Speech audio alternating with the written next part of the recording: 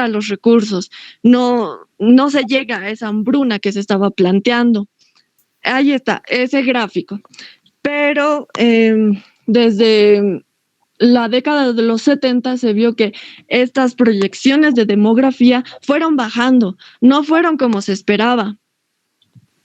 Entonces, la transición demográfica, el peor error que tuvo fue que generalizó el comportamiento demográfico, lo cual no está bien, porque el comportamiento demográfico de Bolivia no tiene el mismo comportamiento demográfico que un país asiático.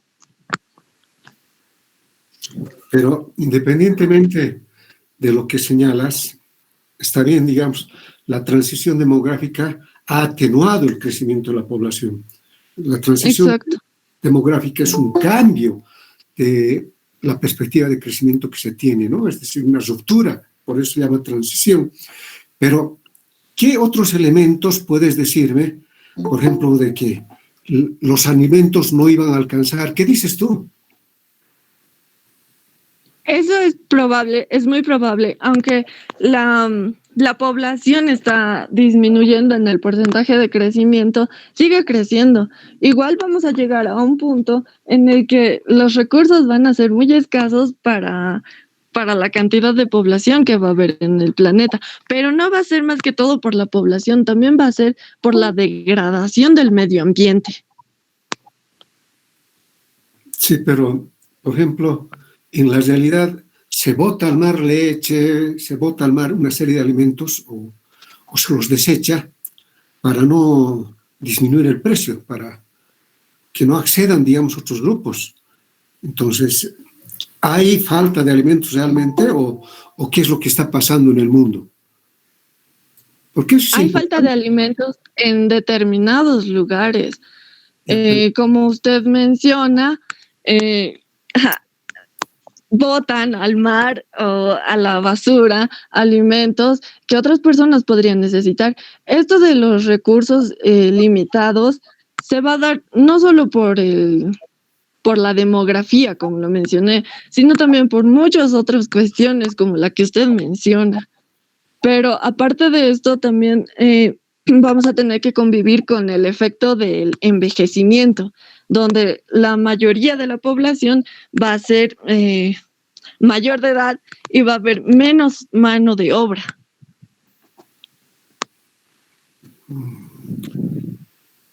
Pero, a ver, en este momento hay alimentos o se puede producir alimentos para solucionar el problema del hambre de muchas regiones, pero no se lo hace. ¿Cuál es el problema? Las políticas que se implementan. Por ejemplo, nosotros podemos producir más, pero no existe una política para comercializarlo a países que lo necesitan. O tal vez esos países no tienen los recursos para importar esos recursos necesarios. ¿Dónde se concentra gran cantidad de la producción de alimentos? Sobre todo en Latinoamérica. Y donde hace falta son en los países africanos y también algunos de los asiáticos. Por ejemplo, ¿quiénes venden trigo en el mundo? ¿Qué países venden trigo en el mundo?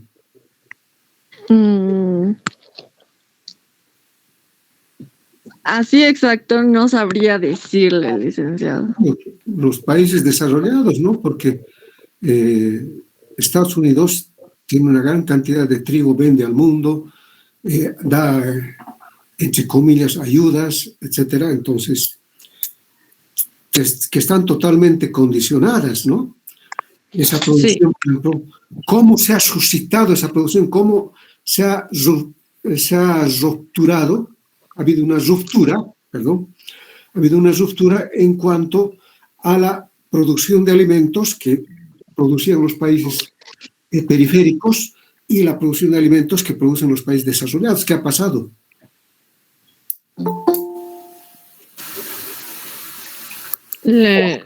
Como usted menciona, los países periféricos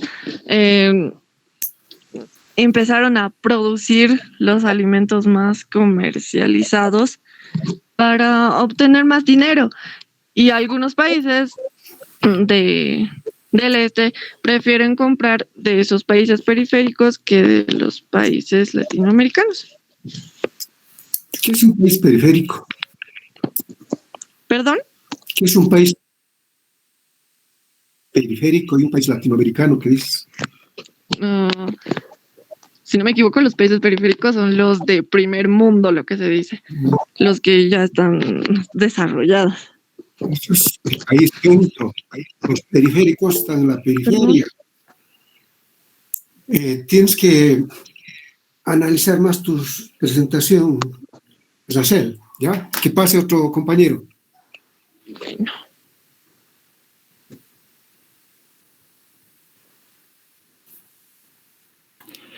Muy buenos días, licenciado. ¿Se escucha correctamente?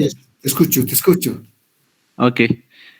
Ahora vamos a entrar con la parte de población absoluta, distribuciones y otros cambios demográficos. Esta parte es más o menos cómo se configura la evolución de la población mundial. Vamos a ver algunos datos. Y en resumen, aquí lo resumí en un párrafo lo que está pasando con los cambios de transición demográfica. Parte de los cambios demográficos se observa un importante descenso en el crecimiento de la población global, que vamos a ver más rato con datos, acompañada de un acelerado crecimiento de la población mayor.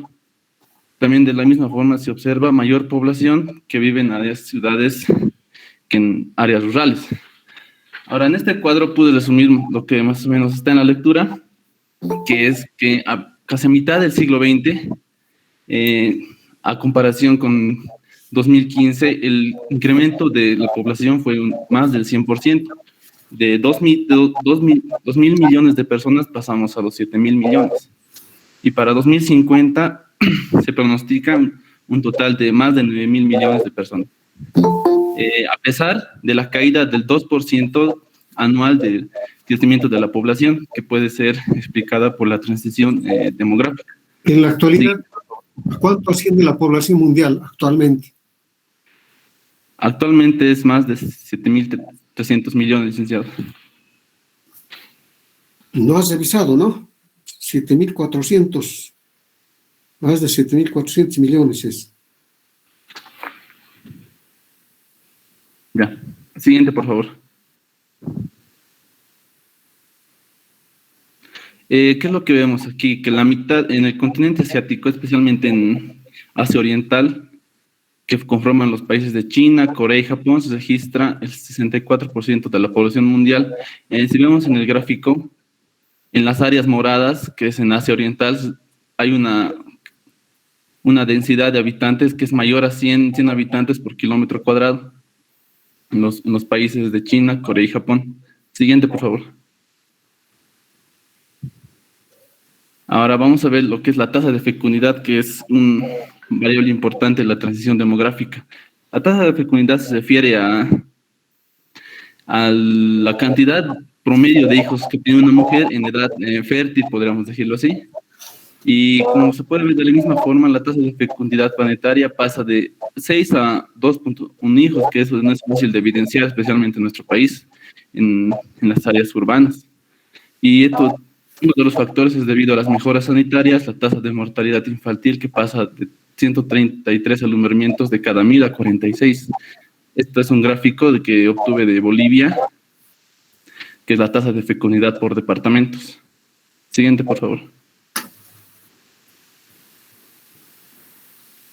Para esta parte vamos a ver el fantasma del envejecimiento y la creciente urbanización.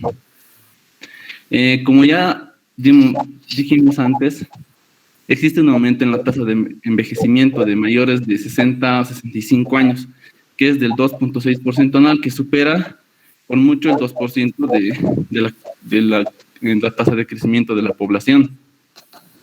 Y que se estima que va a llegar para 2011, como vemos en los datos, a un 11% del total de la población global. Y para 2050, un 22% de la población global. Siguiente, por favor. ¿Y qué implicaciones tiene eso? Que eso tiene muchas implicaciones, licenciado, que en las grandes ciudades, como la tasa de envejecimiento está aumentando, es debido a mejoras de salud y también podemos decir que esta modificación en la tasa de envejecimiento modifica la estructura social donde la economía también deberá adaptarse a la demografía actual. También ponen en quiebra los sistemas de protección, como menciona en la lectura, y establece una decrepitud en la sociedad. Seguí. Ya, siguiente, no está bien. Vamos a hablar de patrones de vida urbana, que es especialmente la transición urbana, áreas urbanas, ¿no? De la misma forma también estudiamos los patrones de vida urbana y es fácil evidenciar, como vimos en el gráfico de Asia, que el 50% de la población total mundial vive en áreas urbanas.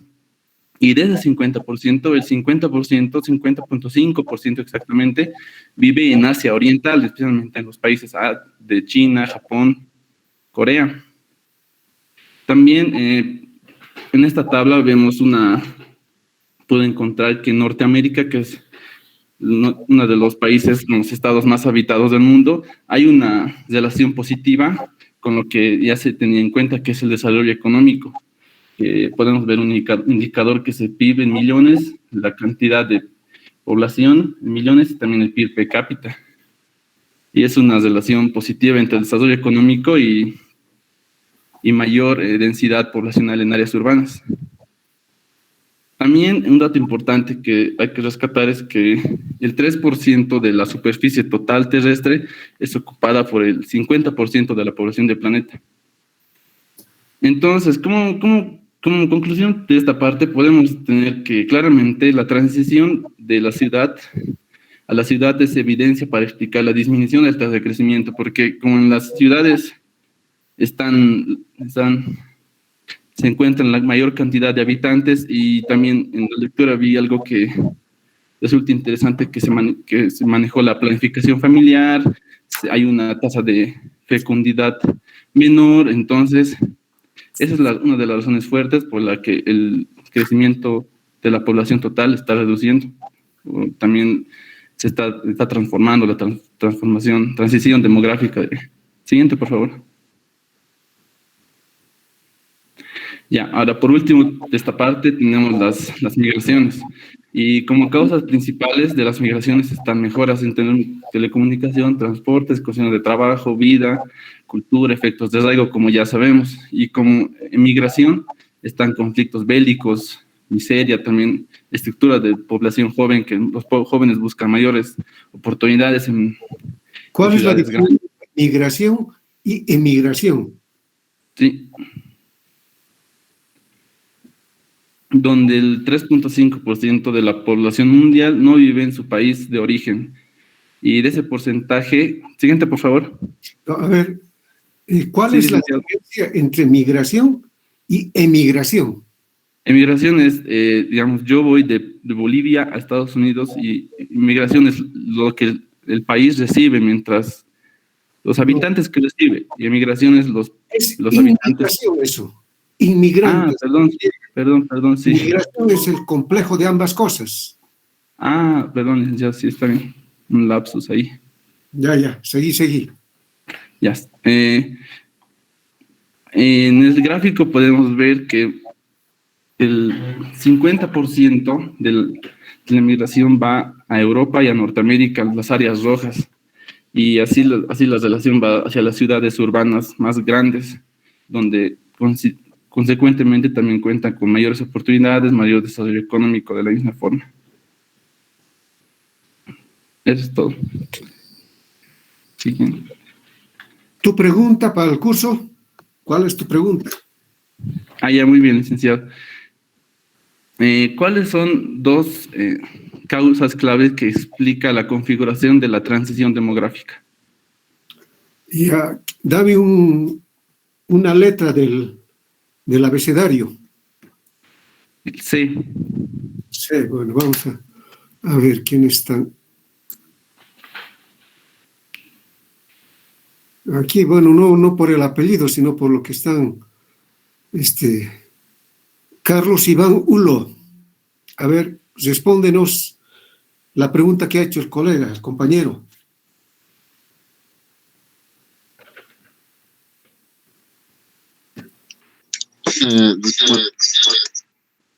¿Puede volver a repetir la pregunta, licenciado? Es que está con eco mi internet, está bajo la señal y no escucho muy bien. Por favor. Sería, ¿cuáles son dos causas claves que explican la transición demográfica? Mm,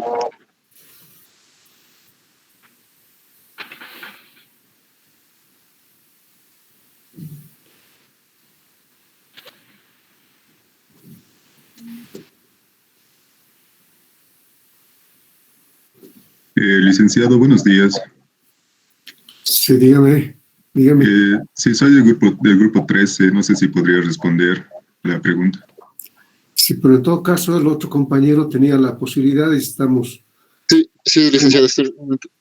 ¿Qué pasa, Carlos? ¿Cómo, licenciado? No lo escucho bien. Carlos Iván Ulo. Sí, licenciado. Está... ya. Dos causas para la transición demográfica puede ser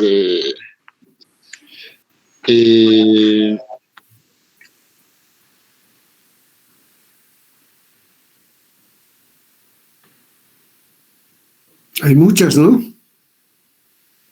Sí, licenciado. Bueno, continuaremos con la exposición.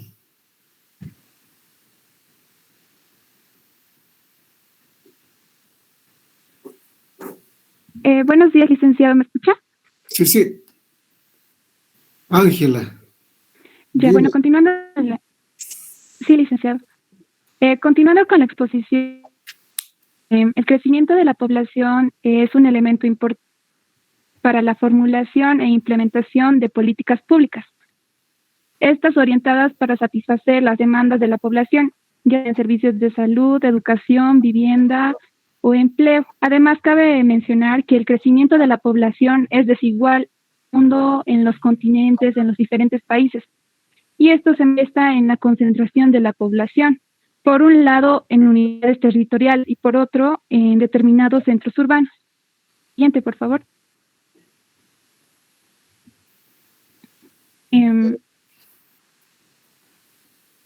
Ya. El crecimiento de la población, tiene una diferencia con el tamaño de la población. El crecimiento se refiere al cambio en el tamaño de la población ante un determinado periodo de tiempo. En cambio, el tamaño de la población es el número de habitantes que corresponde a un territorio en un determinado momento del tiempo. Bueno, en A cuadros se puede señalar que el crecimiento absoluto de la población alcanza los 8.4 millones de habitantes, pero este no es homogéneo en los 5 periodos intercensales que se presentan. En cifras relativas se muestra una tendencia decreciente en los diferentes periodos intercensales. También podemos mencionar que la tasa media de crecimiento anual de la población muestra una tendencia creciente entre los periodos de 1900 y 1992-2001, y luego disminuye en el periodo 2001-2012. Siguiente, por favor. Ya. Desde el punto de vista demográfico, el crecimiento de la población depende de 3 entes. El primero es la fecundidad, que tiene un efecto con el tamaño de la población y se refiere al proceso de reproducción de la población. El segundo es la mortalidad, su efecto tamaño de la población y se relaciona con la frecuencia de muertes. Y el tercero sería la migración, que se refiere al movimiento espacial de la población y esta puede ser nacional o subnacional. Siguiente, por favor.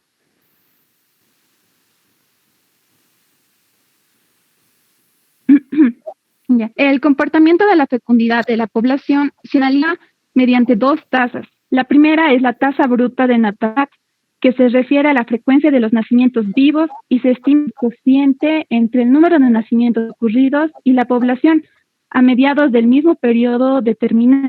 Y el segundo sería la tasa global de fecundidad, que se define al total de hijos e hijas nacidos vivos, que en promedio tendría una mujer ante toda su vida. Bueno, ambas tasas, vamos a observar en el cuadro, reflejan una clara tendencia, descenso del nivel general de la fecundidad de la población desde 1950. Pero este proceso de descenso de la fecundidad se produce de manera uniforme durante los periodos 1950-55 y 2010-2015. En la tabla podemos observar que el descenso más pronunciado de la ciudad ocurrió entre los años 70 y 80. En los periodos 1970-75 y 1985 y 90, la tasa de natalidad baja en algo más de 5 puntos y la tasa global de fecundidad en un 23% aproximadamente. Y en el último periodo, la tasa de natalidad llega a 24 por mil y la tasa de fecundidad disminuye a casi 2 por mujer. Siguiente, por favor. A ver, Ángela. Y el comportamiento. ¿Cuántos habitantes hay por kilómetro cuadrado en Bolivia? Sí, licenciado. ¿Cuántos habitantes hay por kilómetro cuadrado en Bolivia? 10 habitantes kilómetro cuadrado, licenciado. Ya. 10 habitantes por kilómetro cuadrado. Y en el promedio mundial, ¿Continúa? la realidad boliviana.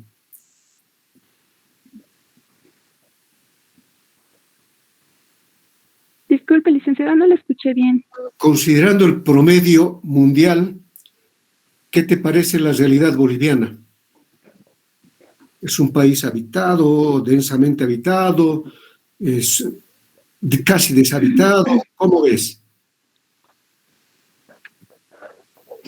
En comparación con otros países, licenciado, es un país poco habitado. Son pocos habitantes por kilómetro cuadrado comparado con otros países. ¿Cuántos kilómetros cuadrados tiene Bolivia?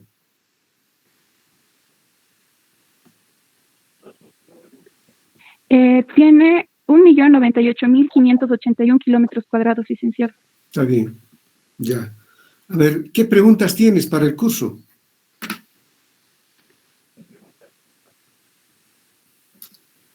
Bueno, la pregunta que tengo sería, ¿cuál es la importancia de predecir el crecimiento de la población a nivel mundial, tomando en cuenta los componentes de crecimiento de la población?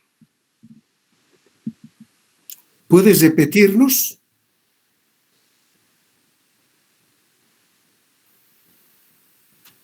Está bien, licenciado. Sería, ¿cuál es la importancia de predecir la población, tomando en cuenta los componentes de la población y sus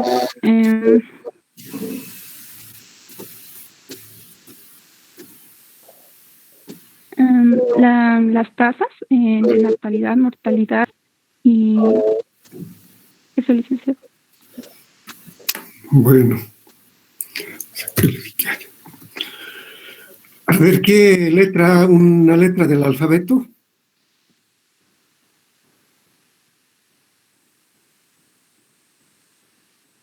T, licenciado. Vamos a buscar. Estoy buscando aleatoriamente quiénes están registrados, digamos, puede ser con el nombre o con el apellido, ¿no? Y en la P tenemos 4 personas. Vamos a empezar por la última. Joel Plata.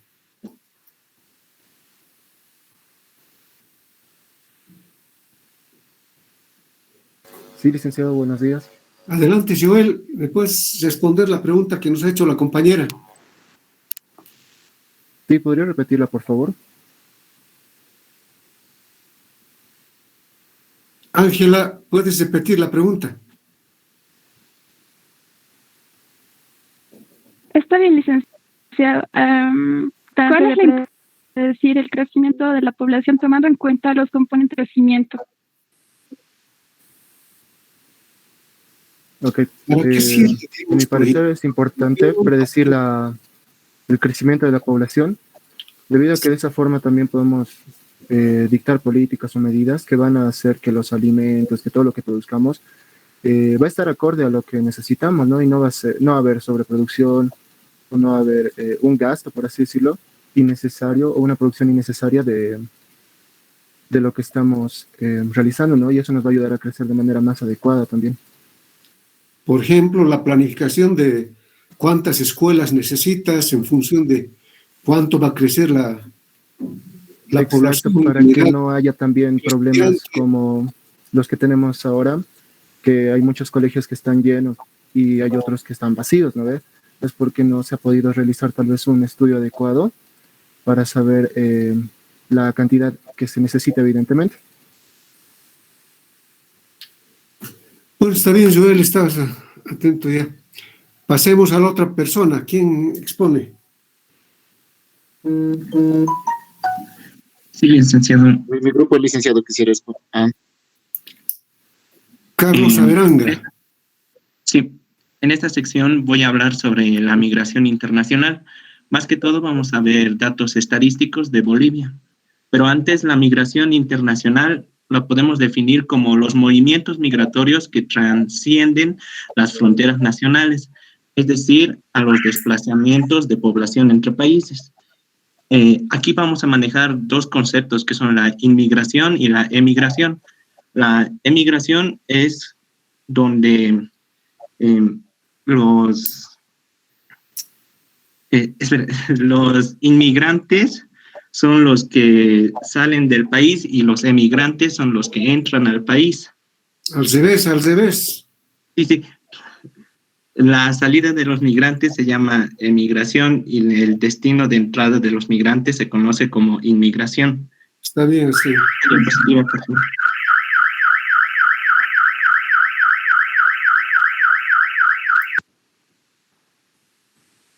Siguiente diapositiva. Bueno, aquí vamos a hablar sobre el impacto de la migración en el crecimiento de la población. Para determinar el impacto es necesario determinar la diferencia entre los migrantes, los inmigrantes y los emigrantes, es decir, entre las entradas y las salidas. En esta acción se considera a los emigrantes, a las personas nacidas en Bolivia y que fueron censadas en otros países, y a los inmigrantes al conjunto de personas nacidas en otros países que fueron censadas en Bolivia. Segunda, la siguiente diapositiva, por favor. Aquí vamos a ver los inmigrantes internacionales, viendo en los diferentes censos de 1950, 1976, 1992, 2001 y 2012. Podemos ver que tiene una tendencia de inmigrantes, ha sido creciente en el largo plazo de tiempo. Pero vemos un plazo en 1976 a 1992 que solo ha crecido un poco más de 2,000 personas. Sin embargo, este crecimiento de todas maneras fue de cerca del 1%. Siguiente diapositiva. El país de origen de los inmigrantes. Aquí podemos ver que por mayor parte de los inmigrantes en Bolivia fueron de Argentina, Brasil, Chile, Paraguay y Perú. Y poco después se integra también Estados Unidos, México y Canadá, aunque estos no tuvieron una gran medida en los inmigrantes en Bolivia. Siguiente diapositiva. Ahora los inmigrantes internacionales. Aquí podemos ver que estos datos usualmente suelen ser afectados por la subestimación del número de total de emigrantes, ya sea por los emigrantes indocumentados en otros países. Y esta ronda de censos se puede ver que se duplicó en 10 años, del 2000 al 2010, de 336,000 a... Sí. ¿Qué preguntas tienes para el curso? Mi pregunta sería, ¿a qué grado la subestimación del número de total de migrantes afecta a un país? Y si este dato debería ser de importancia, especialmente aquí en los países latinoamericanos. Ya, después vas a corroborar lo que diga el compañero o vas a cuestionarlo. ¿A qué le...? M. Vamos a ver. Aquí tenemos. Luz, no, perdón. Ana Mamani.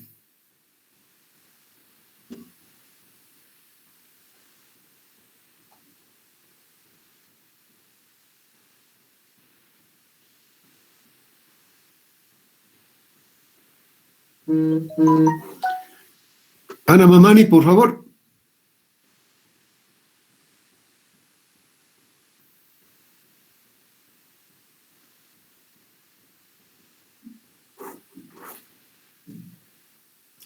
Bueno, pasemos a otra persona.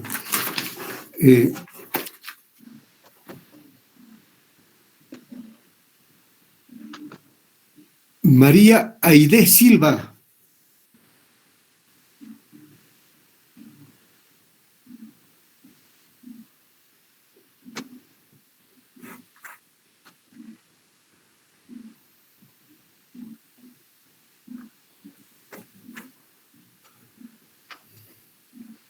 A una siguiente persona. Daniela Maita.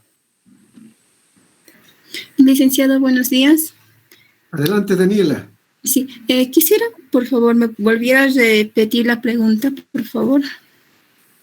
Sí, sería, ¿a qué grado la subestimación del número total de migrantes afecta a un país y cómo se daría esto en el caso de los países latinoamericanos? A ver, se podría decir que sobre todo son los habitantes de Latinoamérica quienes inmigran a países más desarrollados buscando un estilo de vida mejor. Sin embargo, como se puede ver hoy en día también incluso en Bolivia, la migración que se tiene de lo que es la población venezolana, de cierta manera ha sido algo que beneficia y no. ¿Por qué? Porque es mano de obra barata. Sin embargo, al tener esa mayor cantidad de población externa que no tiene un papel, o bueno, no tiene la documentación legal para adquirir a mejores trabajos, incrementa lo que viene a ser la población de escasos recursos, que prácticamente no sería tan buena, porque en algunos casos se ha registrado incluso mayor índice de delincuencia, que prácticamente eso va en contra de lo que es un crecimiento favorable a nivel económico. A ver, ¿qué dices tú, Carlos? Concuerdo con lo que acabas de decir, porque esta subestimación de datos es normal cuando se hace una ronda del censo, pero en el caso latinoamericano, los emigrantes indocumentados siempre han sido un problema para la economía, ya que han estado entrando y saliendo del país, causando irregularidades en el cálculo de la economía y de las economías de los países. Más o menos. Y ya, pasemos a otro compañero, rápidamente.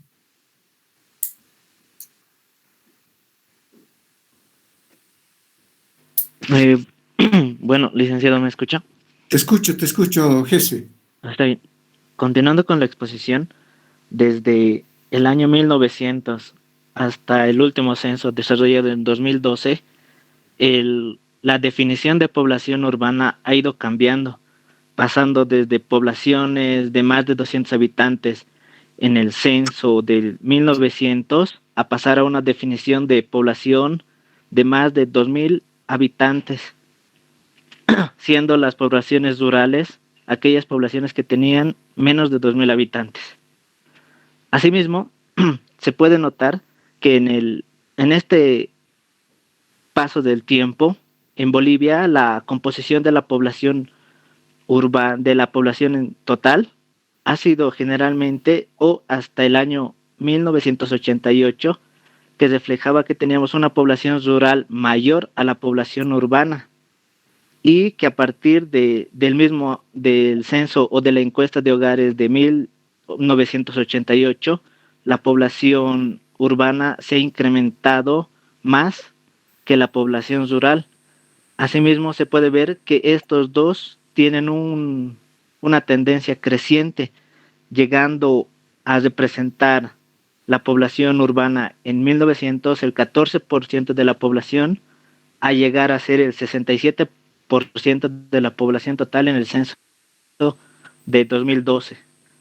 Asimismo, se puede apreciar que esto se debe a factores, como ya lo mencionaron mis compañeros, y también en Bolivia en los datos subnacionales no se podría contar con los datos de migración, por lo que solo se cuenta con datos de la tasa de fecundidad y la tasa de mortalidad infantil. Siguiente, por favor. Bien, continuando con esto, la tasa de fecundidad o la tasa global de fecundidad se define como el número de hijos o hijas que una mujer pueda tener a lo largo de su vida en promedio. Asimismo, se puede ver que esta tasa ha tenido una tendencia decreciente, siendo también la ¿Qué ha decrecido tasa... esa? Sí, ha sido en descenso, licenciado. ¿Por qué? Porque en el periodo de 1970 al 75, la tasa de fecundidad, la urbana representaba a 5 hijos y la rural a 7,6 hijos. Sin embargo, para el periodo del 2005 a 2008, la tasa de fecundidad rural llega a 4,9, o sea, 4 hijos, y la tasa de población o la tasa de fecundidad urbana llega a los 2 hijos nomás. Así Pero, que se nota una clara tendencia. ¿qué es lo que ha pasado? Disculpe, licenciado. ¿Qué es lo que ha pasado para que suceda esa declinación? Bueno, han ido sucediendo diferentes eventos y como ya lo mencionaban, se debía a la transición demográfica.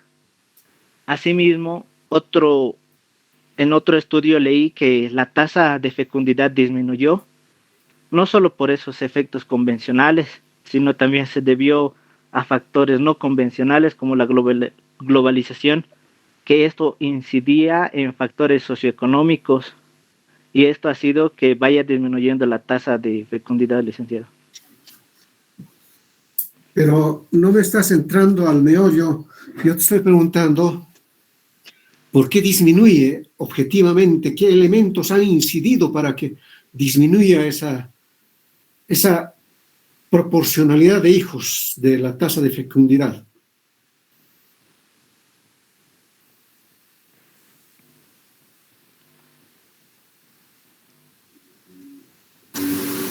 ¿Qué es lo que ha pasado? Bueno, esto se debió a las diferentes medidas que se iban aplicando o se han ido aplicando y a la transformación del pensamiento de las personas, pasando, por ejemplo,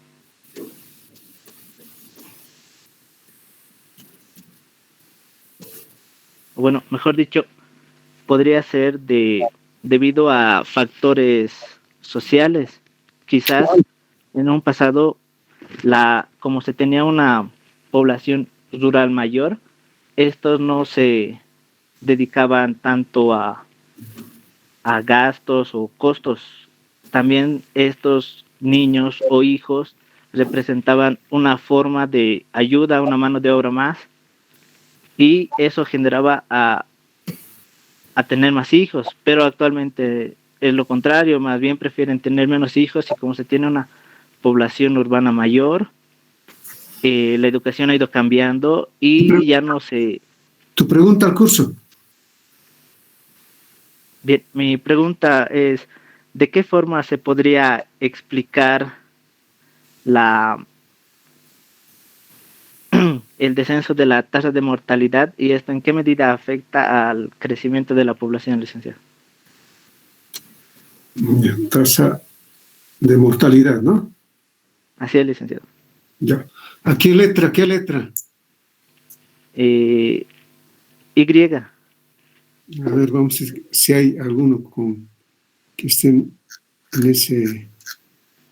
sí hay. A ver, vamos a... Jocelyn Limache.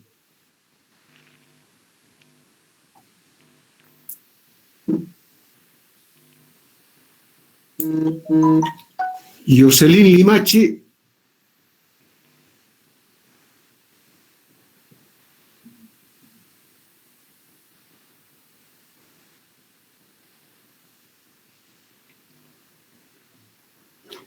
Conste que hemos decidido de que las personas que se exponen, digamos, como presentes, y no están presentes, les rebajamos 7 puntos. Y en 3 oportunidades prácticamente han tenido participación en el curso. Así que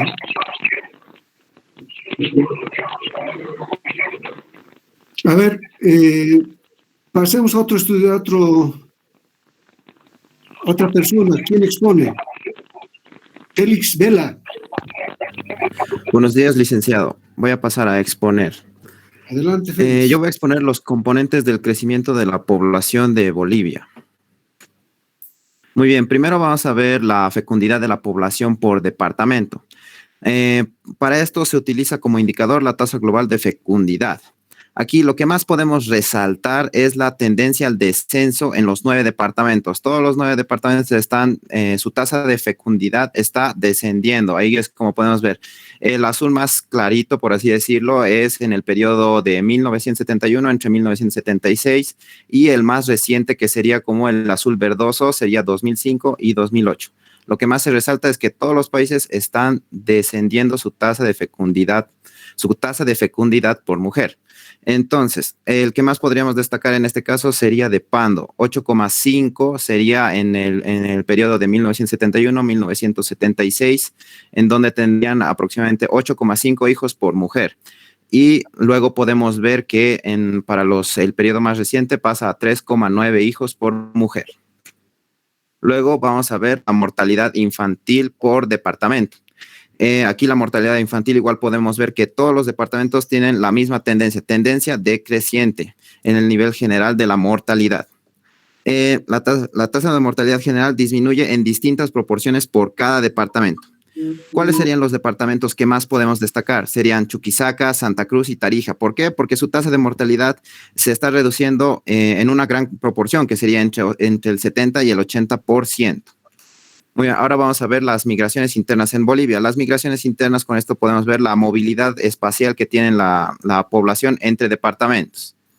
Vamos a ver la migración interna absoluta o de toda la vida. El número de migrantes internos absolutos interdepartamentales muestra también una tendencia creciente en este caso. Muestra una tendencia creciente en los censos a partir de 1950, 1976, 1992 y 2001.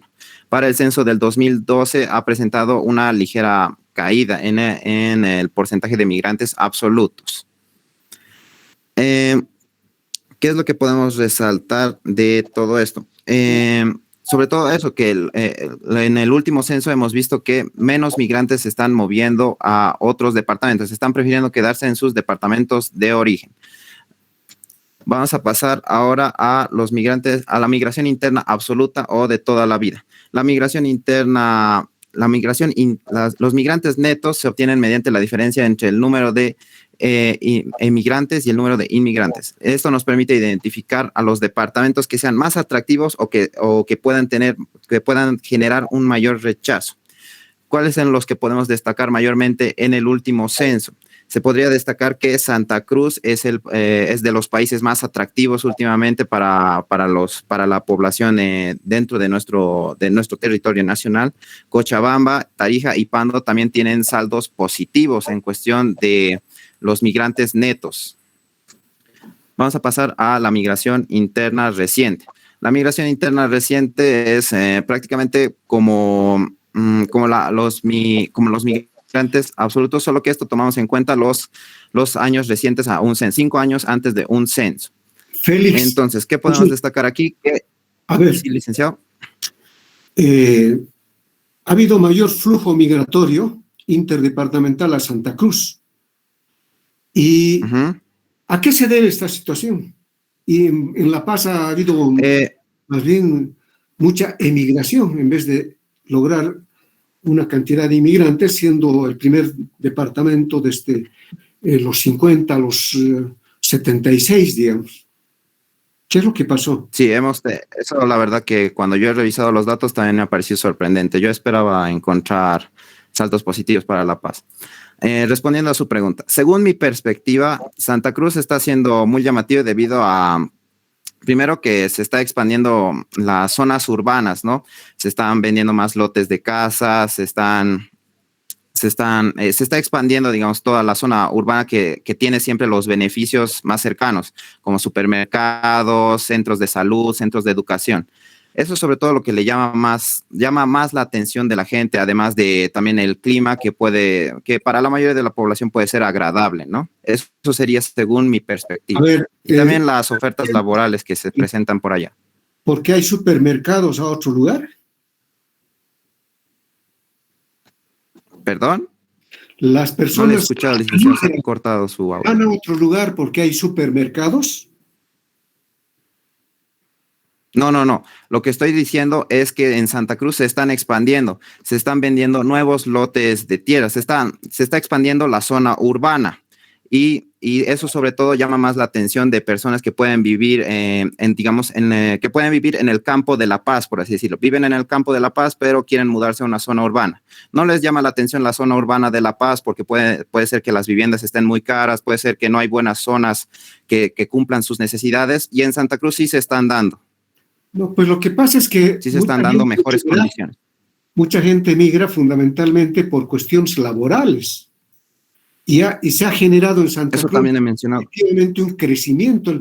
El departamento que tiene un mayor nivel de crecimiento, ¿cuál es en Bolivia? Es Santa Cruz. Santa Cruz ha crecido más que el resto de los departamentos. El ingreso per cápita en Santa Cruz es mayor. Entonces, pero ¿por qué se ha dado ese crecimiento?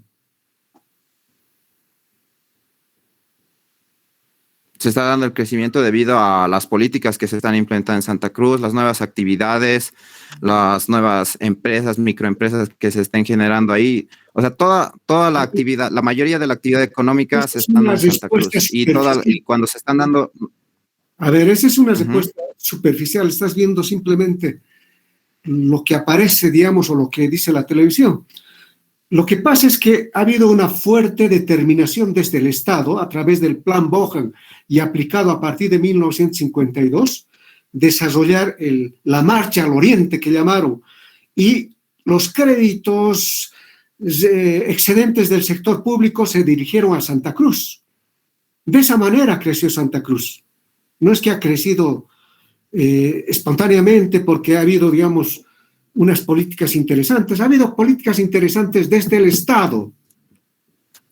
Y eso es importante que tengan ustedes cómo van a hacer desarrollar su departamento, por ejemplo. En la economía boliviana, la pasta es rezagada. ¿Qué es lo que está pasando? Por ejemplo, tendríamos que tener inversiones en San Buenaventura, pero hay gente que dice, no, San Buenaventura no. ¿Por qué? Porque sencillamente desde el oriente nos viene ese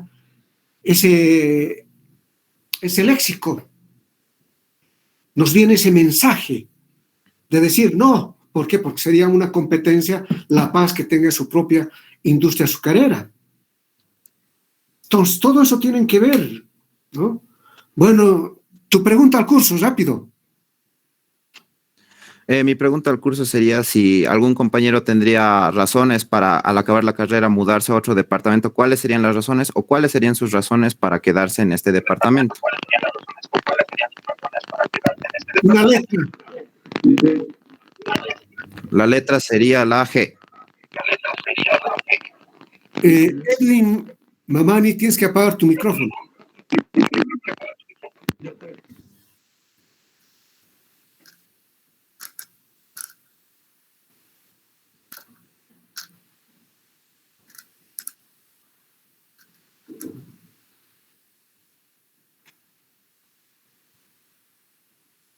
Aquí tenemos Iván González. Presente, licenciado, buen día. Adelante, Iván. Bueno, yo considero, de acuerdo a mi... Yo estoy ahora en la mención de financiera, entonces, considerando que mi meta es trabajar en un banco, yo me quedaría en La Paz, porque aquí se encuentra la mayor concentración de lo que serían los bancos. Y también porque aquí es, si bien La Paz no es la capital, es la capital política. Entonces aquí está con toda esa concentración, entonces sería un poco más cómodo para mí. Solamente por la cuestión, bueno, laboral, piensas que acá hay más actividad financiera que en el resto de los departamentos. Habría que hacer un análisis, ¿no? Pero, ¿qué otros elementos más te impulsarían a quedarte, a no migrar? Bueno, también sería todos los demás accesos, ¿no? La educación, o sea, ¿cómo se dice? La salud, más que todo, ¿no? Que aquí creo se encuentran mejores hospitales y todo. Y también lo del clima, yo ya estoy muy habituado al clima de La Paz y a la vez que fui a Santa Cruz, por ejemplo, no me sentía muy bien, me sentía muy sofocado allá. ¿Estás trabajando, Iván, o solamente estudias? Por el momento solo estudio, licenciado. Estás becado por tus papás. Bueno, ¿cuántos años tienes, perdón? Tengo 25, licenciado. En sí, trabajo eventualmente en trabajos pequeños y con eso pago mis estudios. No estoy tan dependiente de mis padres. Está muy bien, Iván. Pasemos, ya el grupo ha terminado, pasemos a otro grupo rápidamente.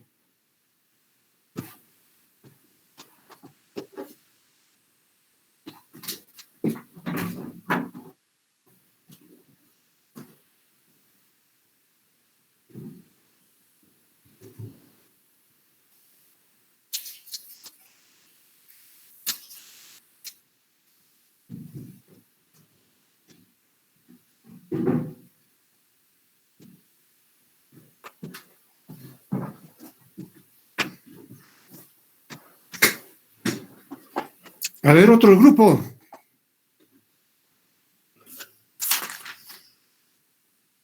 El grupo, a ver, vamos a ver cuál. El grupo 13.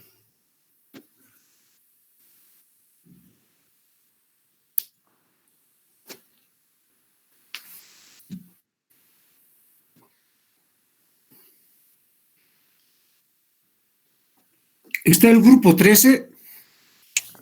Sí, licenciado, estamos aquí. Sí, licenciado, estamos. Ya, por favor, rápidamente.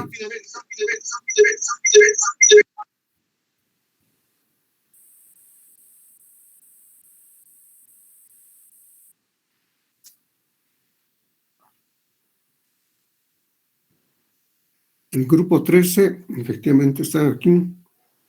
Carlos Iván Hulo, Edwin Santos,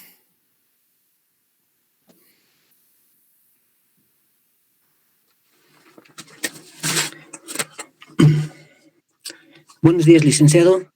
Edwin, adelante. Sí. Ya. Vamos a hablar de las teorías de la previsión sobre la población y el crecimiento económico. Aquí hablan de la sombra de Malthus, que hasta ahora sigue siendo alargada. En la hipótesis de Malthus nos dice que el crecimiento demográfico trae pobreza, es decir, que el impulso sexual hace que la población crezca, que las personas van a tener cada vez más hijos. Pues los rendimientos decrecientes van a hacer que la producción de alimentos sea insuficiente. Cuando hablamos de los rendimientos decrecientes, esto señala que al añadirse una unidad de factor variable, como un trabajador, a un factor fijo, tierra o capital, a partir de un cierto punto, cada trabajador aporta cada vez menos. Malthus decía, hay más población y más trabajadores, pero la cantidad de tierra no va a incrementar en la misma producción. Por lo tanto, tenemos entonces que la población de alimentos es cada vez más lenta. Si lo vemos gráficamente, a lo largo del tiempo Malthus decía, la población va a crecer cada vez más rápido, crece como una progresión geométrica, o sea, crece exponencialmente. Sin embargo, la producción de alimentos crece en una progresión aritmética, crece en forma lineal, crece más lento. Edwin, ¿sí? Al empezar, bueno, ya sabemos las consideraciones de Malthus, todo. A ver, tú dijiste que la población aumenta por impulsos sexuales. Sí, esa es la tesis de Malthus. Ya, dime, ¿qué dices tú al respecto? Que sí, porque todas personas hay un momento en que se va a casar, y al momento de casarse primero es van a tener más hijos, ¿no? Y así va a ir aumentando la población. Pero no se refleja eso en el mundo, ¿no? Es decir, ahora no se esperan a veces años para tener un hijo. Sí, licenciado. Entonces no estás expresando lo que realmente se refleja. Es cierto que gran parte de las personas que se casan, entre sus objetivos está tener hijos. Sí. Pero actualmente eso ya no tiene esa incidencia que tenía seguramente en los 50, 60, 80. Ha ido cambiando. ¿A qué se debe eso? Ha ido cambiando porque ya hay más necesidades, licenciado. Uno ya planifica. Antes no se planificaba como ahora la planificación familiar. Ahora existe la planificación familiar en el cual ya las personas, o sea, las personas ya deciden cuántos hijos tener. En los años pasados no. ¿Y qué dices tú de la planificación? Sí. ¿Es buena, mala? Hay corrientes que dicen que no hay que planificar, que uno actúa siempre racionalmente. ¿Qué dices tú? Como en su parte es buena, licenciado, porque, digamos, no, una familia joven ahora, o sea, quiere progresar primero antes que tener hijos, y eso está bien, pero hay otras familias que no, o sea, hay ratos de recursos como tienden a tener más hijos. ¿Por qué por falta de recursos? ¿Qué pasa? Es que no consiguen trabajo y como dicen los... y ¿cómo le podrían ser? Y no tienen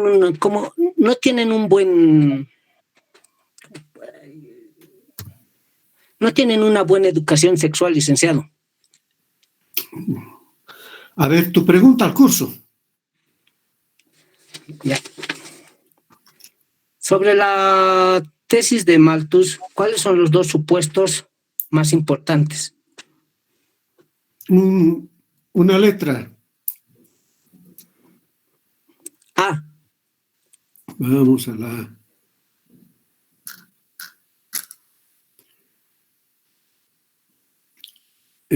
Adalid Paredes.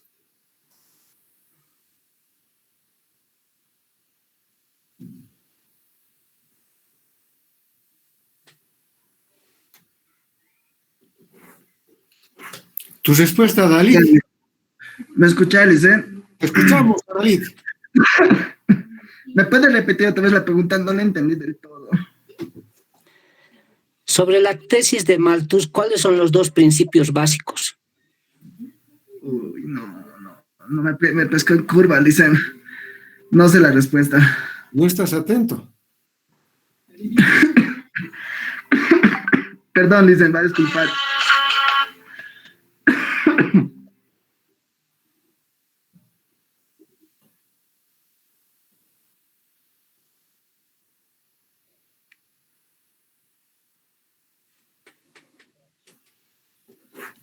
A ver, Ariel Solares. Esa pregunta. Sí, licenciado, buenos días. Lo que entendí en la exposición sobre la tesis de Malthus es, no sé si me equivoqué, que la población está creciendo en forma geométrica, en cambio la producción está en forma aritmética, entonces esto es una desigualdad en la economía, ¿no? Ese es uno de los principios, si no me equivoco. ¿Qué dices, Edwin? ¿Está bien? Sí, licenciado. Bueno, pasemos a otro compañero. ¿Está bien, Ariel? Ya, gracias, Lice. Sí, buenos días, licenciado. Adelante. Siguiente diapositiva, por favor. Daniel, adelante. La diapositiva, por favor. Bueno, voy a empezar. Mi punto es, más que todo, voy a hablar sobre la transición demográfica a la que ya se refirieron mis compañeros. Esta es una teoría que explica básicamente los cambios que existen en la población y sus causas, a base de diferentes argumentos demográficos y económicos que puedan suceder. En esta teoría de transición demográfica, más que todo, se muestra el paso de una sociedad con altas tasas de fecundidad y mortalidad o con un crecimiento escaso y otra en la que más que todo las referidas tasas son bajas, es lo opuesto a un mejor nivel de vida. Se puede observar también que hay una diversidad de planteamientos. Esto pasa por dos etapas. Primero que nada, la caída de la mortalidad sin que se frene la natalidad y la baja natalidad en línea con la mortalidad.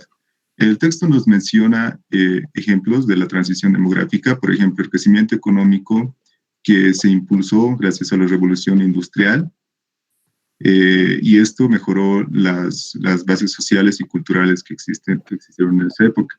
Y también otro ejemplo en una transición sería ya la opuesta, por ejemplo, en la Guerra Fría, que pasó sobre todo con el descenso de la fecundidad, que era una condición necesaria para poder desarrollarse, ya que el crecimiento de la población imposibilitaba la acumulación de capital necesaria para poder impulsar una modernización. También existe A ver, voy a hacer una pregunta. ¿Cuál la esperanza de vida? Primero, ¿qué significa la esperanza de vida? Y después me explicas cuál era la esperanza de vida en el 1700. Bueno, licenciado, la esperanza de vida es la edad de una población a la que pueden llegar a alcanzar en su vejez. Más que todo en el siglo XVIII, la esperanza de vida era muy baja, ya que la mayoría de las personas morían en una edad temprana por las condiciones de vida en la época. Actualmente la esperanza de vida en nuestro país está entre 60 a 70 años, si no me equivoco, lo cual muestra una mejora en el desarrollo económico y social de nuestro país. Daniel, tu pregunta al curso. Sí, bueno, respecto a la transición demográfica que ya explicamos, ¿cómo se podría visualizar una transición demográfica en nuestro país? ¿Cómo se puede visualizar una transición demográfica en nuestro país? Una transición demográfica en Bolivia. Sí, en Bolivia. Ya. ¿Letra? La letra L. Vamos a ver con L.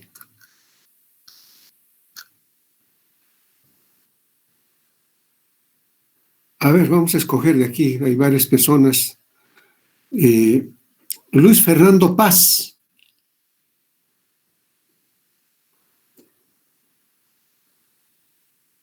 Buen día, Ali. ¿Paz es? ¿Me escucha? Te escuchamos perfectamente, Luis Fernando. ¿Me podría repetir la pregunta, por favor?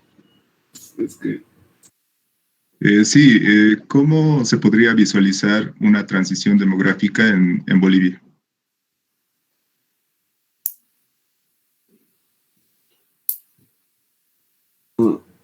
Bueno, estás hablando demográficamente, entonces te refieres a que las personas van a migrar, o estoy equivocado.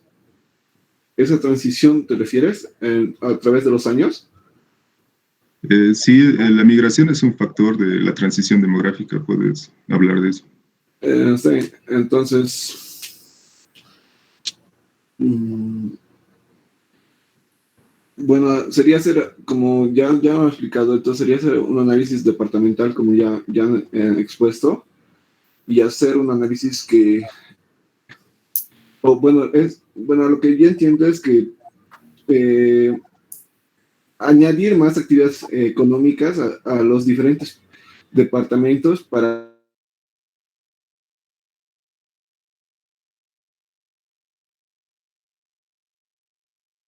como, por ejemplo, Santa Cruz está acumulando más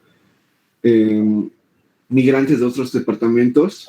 En cambio, Beni, Pando, esos departamentos están optando irse a departamentos más poblados o con más actividad económica. Y bueno, eso puedo decir, licenciado. Bueno, muchas cosas tiene la transición demográfica, es el cambio, ¿no? Es prácticamente la modificación de esa tasa de crecimiento que tiene una población y cambia, es decir, significativamente. Esa es la transición, pero bueno. A ver, otro estudiante, rápidamente. ¿Quién bueno, viene? ¿se ve las diapositivas? Porque hace ratito no se veía cuando estaba cambiando. Ah, ya está bien, licenciado. Carlos Ulo, adelante, Carlos. Sí, licenciado.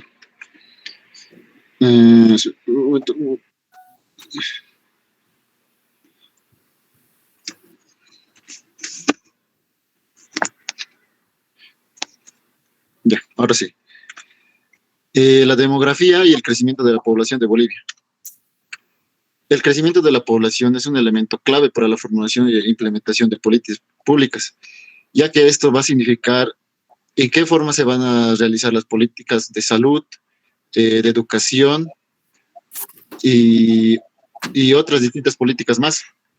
El propósito del estudio es describir y analizar la tendencia histórica del crecimiento de la población de Bolivia, sus componentes a nivel de subnacional y desde un punto de vista demográfico. El propósito de estudio trata de hacer ver de cómo la población está subdividida en diferentes sectores. Ya puede ser como en Bolivia, en algunas de las, o bueno, un porcentaje menor está en las áreas rurales, y actualmente hay una mayor población en la área urbana. Se realiza fuentes de datos. Se realizaron hasta el momento 5 censos nacionales de la población en los periodos 1950, 76, 2001, 2012, en intervalos irregulares. Son claves para determinar el análisis de migración interna, ya que mediante los censos vamos a saber que, bueno, a lo que yo vi, algunos datos es de que, como antes, la población rural estaba mayormente habitada y ahora mayormente están en las áreas urbanas, y ahí se puede ver un ejemplo claro de cómo van migrando del área rural al área urbana. A ver, Carlos. Sí, licenciado. ¿En qué implicaciones tuvo el control de la natalidad en China? Bueno, el control de la natalidad en China tuvo se diría que fue una gran medida, ya que en China, no me recuerdo muy bien el dato, pero se ha dado la noticia de, se ha dicho que está sobrepoblada. Y no sé si vieron también en un edificio, en un edificio en un cuarto de un edificio entran casi entre 5 a 6 personas, viven dentro de un cuarto. Y también viendo esa forma, esa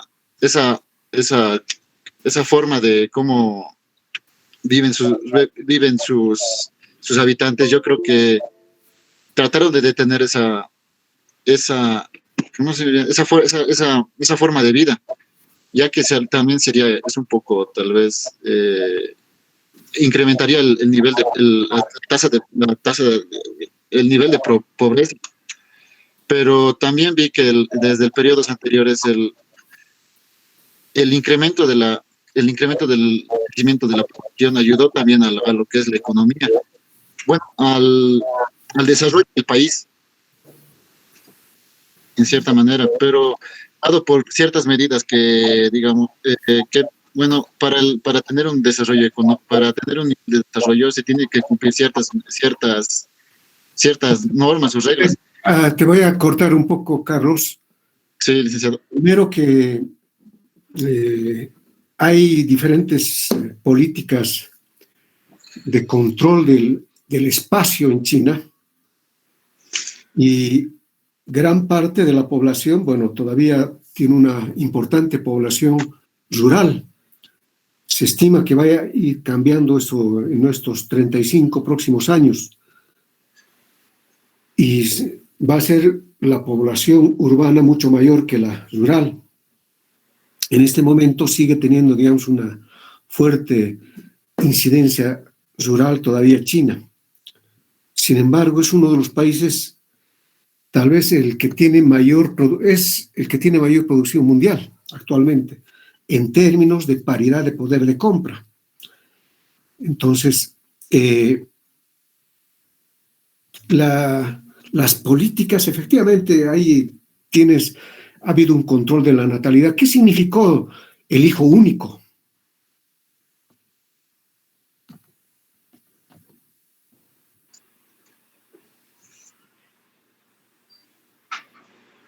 Bueno, significó una norma para que ya no, porque, bueno, la población de China estaba expandiendo más y más y más y más. Bueno, ¿cómo se diría esto? A tal de que la- el número de habitantes por territorio sería mayor del habitante sobre el territorio. Bueno, yo lo vi lo estuve viendo en una página de internet y así. Y trataron de detener eso un poco. Bueno, Y no, a ver, pasemos a otro compañero. Rapidito, tenemos que terminar ahora.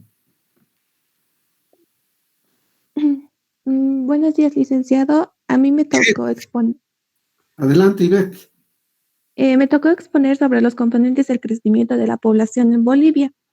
Desde el punto de vista demográfico, el crecimiento de la población depende de tres componentes, que estos son la fecundidad, la mortalidad y la migración. La fecundidad se refiere al proceso de reproducción de la población. La mortalidad se relaciona con la frecuencia del número de muertes. Y la migración se refiere al movimiento espacial de la población. La migración puede ser nacional, o sea, es decir, los locales de acá pueden trasladarse a otros países y la inmigración es cuando de otros países provienen a nuestro país. También tenemos la fecundidad. El comportamiento de la fecundidad en la población boliviana se analiza en términos de la tasa bruta de natalidad y la tasa global de fecundidad. La tasa bruta de natalidad se refiere a la frecuencia de los nacimientos o el cociente entre el número de nacimientos y la población total pertenecientes en el mismo periodo. Y la tasa global de fecundidad. Disculpa, Ivette, ¿cuál es la importancia de la población en una sociedad? Es importante porque, porque las personas pueden, o sea, cada persona tiene a lo que nos dice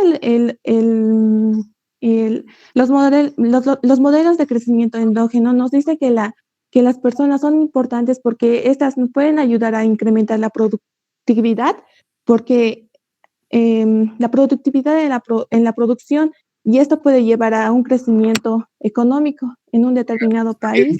Desde el punto de vista económico, pero en general, ¿qué importancia tiene la población?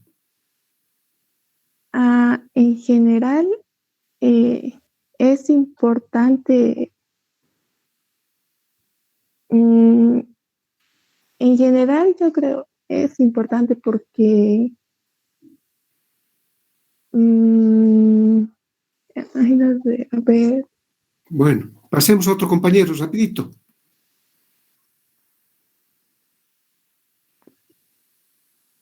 Sí, licenciado. Continuando con la exposición. ¿Me escuchan? Perdón. Sí, licenciado.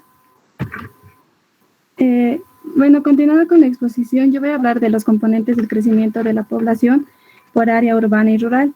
En esos componentes está la fecundidad, la mortalidad y la migración. Entre la fecundidad y la mortalidad se van a dar estimaciones por la tasa global de fecundidad y de la tasa de mortalidad infantil. El siguiente. Bueno, en la fecundidad de la población Bolivia urbana y rural, podemos ver que hay un descenso de la fecundidad urbana con la fecundidad rural desde 1970 hasta el 2000, hasta el 2005-2008, y que entre ambas hay una diferencia entre la fecundidad urbana y rural. Siguiente lámina. También vemos que desde... Te voy a decir, ¿qué importancia tiene la población para el resto de las ciencias? Independientemente de la economía, la sociología, ¿qué importancia tiene la población?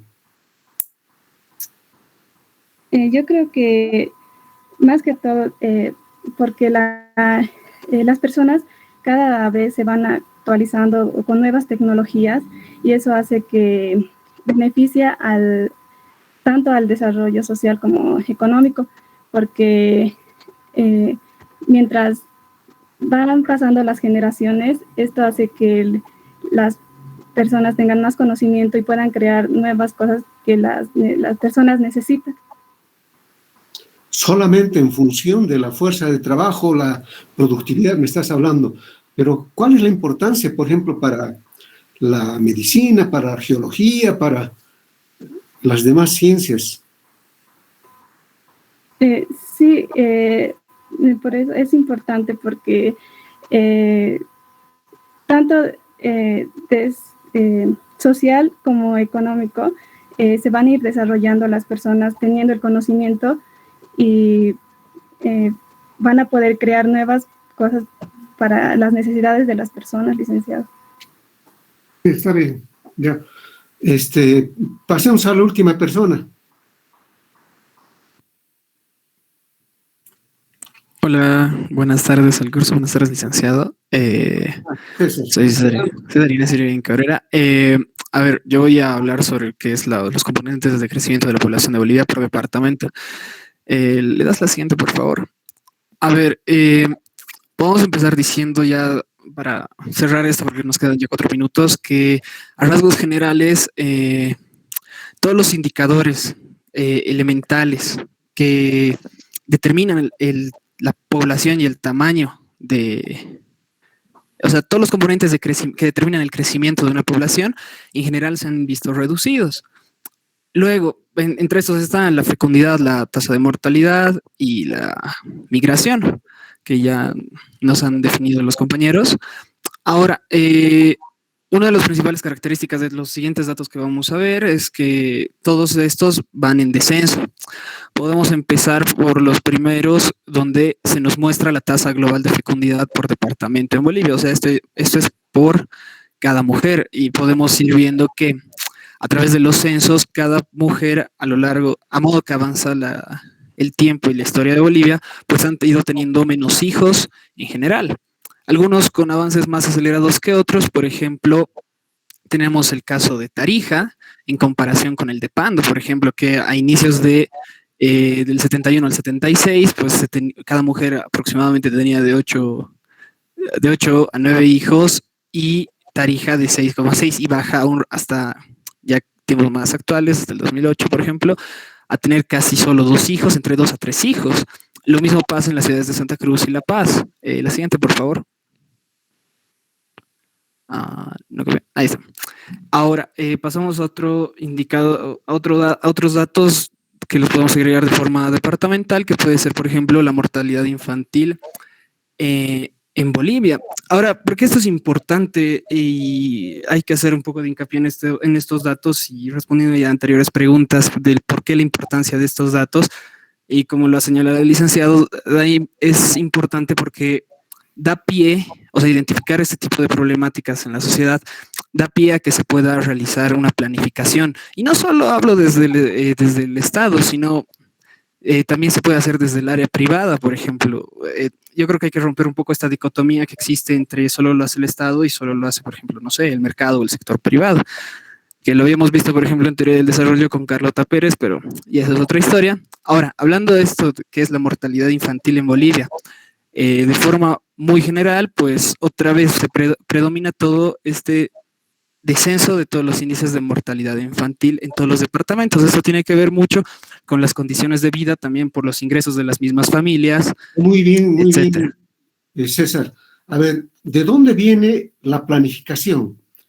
¿El sector público o el sector privado son los gestores de la planificación?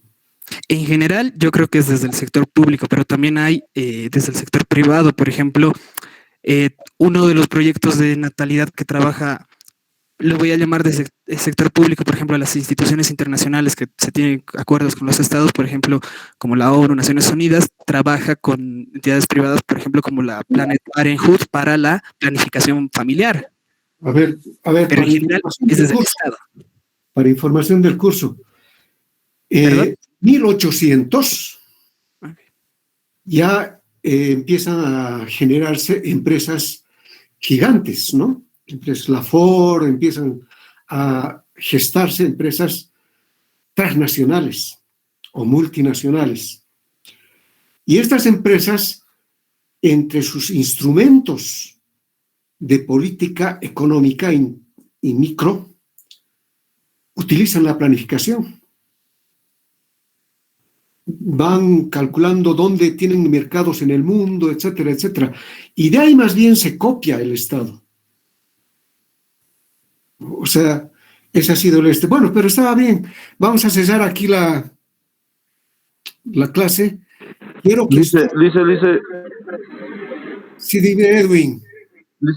Licenciado, acotando sobre eso, también deberíamos hablar del rol fundamental que cumple el Estado, ¿no? Para la disminución de la mortalidad infantil, que es con el SUMI, ¿no? Con los controles que cada madre asiste, ¿no? Cada mes. ¿No? Y luego también deberíamos ver también que el seguro universal, el SUS, y también la educación que también fluye, ¿no, licenciado? Sin duda, sin duda. Bueno, ya vamos a cortar acá. La próxima clase hay otros grupos que no han expuesto. Vamos a tratar de terminar los